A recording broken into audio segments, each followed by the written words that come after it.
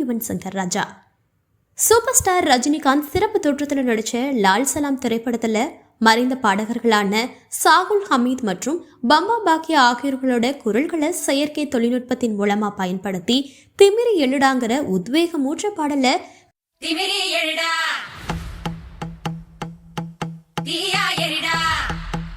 கிருஷ்ணசேத்தனுடன் இணைந்து ஏ.ஆர். ரஹ்மான் உருவாக்கியிருந்தாரு.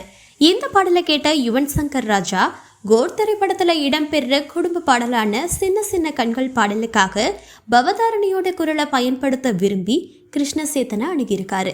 இந்த வாய்ப்பு கிடைச்சதற்காக பெரிதும் மகிழ்ந்த கிருஷ்ணசேத்தன் பவதாரணியோட குரல் மாதிரிகளை யுவன் சங்கர் ராஜா அலுவலகத்தில இருந்து பெற்று 3 தினங்கள் தன்னோட குழுவினரோட உழைத்து செயற்கை தொழில்நுட்பத்தின் உதவியோட சின்ன சின்ன கண்கள் பாடலுக்கு அதை பயன்படுத்தியிருக்காரு.